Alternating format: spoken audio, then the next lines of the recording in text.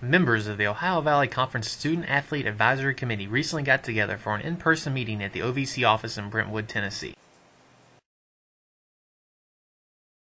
Well, SAAC it's an acronym for Student Athlete Advisory Committee, and it is a committee of student athletes representative of our general student athlete body that works together to be the voice for student athletes on campus across our league as well as nationally.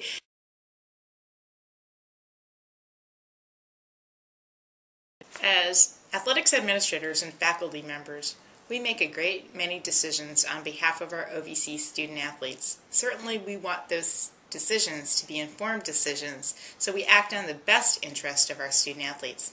The best way to do this is to have a conversation with our OVC Student Athlete Advisory Committee.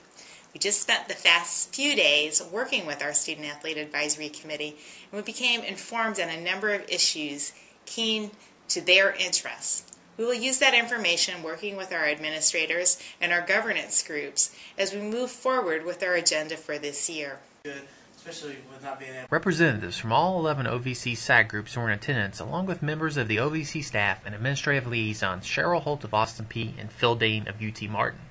Over the two-day period, the group discussed many important issues facing student athletes, including amateurism, the recruiting model, and communication strategies between the OVC SAAC group, campus SAAC groups, and administrators. Yeah, state grants, right, so some.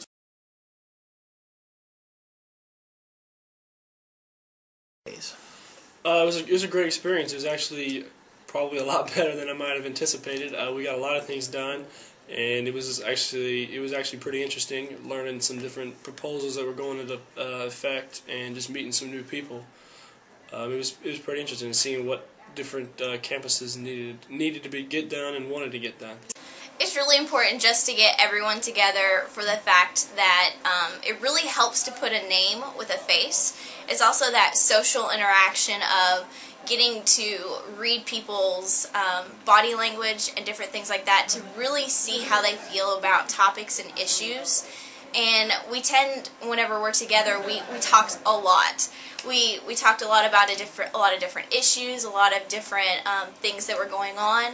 And I really think that we were able to open up more than just like on a teleconference where we tend to all be quiet because we're afraid that somebody's going to interrupt somebody else or something's going to be said and be taken the wrong way. So it really helps to be in person and just kind of get the whole feel of a real meeting. The one big thing that we talked about is SAAC awareness, like what it really is and what we're trying to accomplish. I think that's a big thing. I think some athletes, being kind of new to SAAC, I didn't know really what to expect, but now I have a whole different view of it, and I think that if we bring it back to our campuses, then it would be a big deal, and we can help the conference that way too.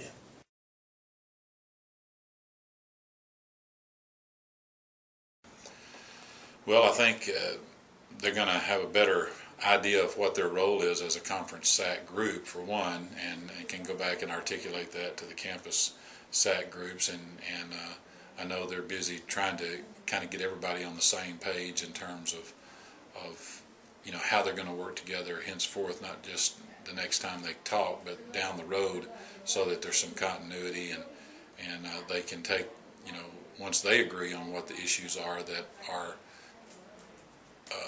conference issues and not campus issues, then they can do a better job of spreading that word throughout their local SAAC groups, and so it's been real beneficial in getting a consensus on what those ideas were.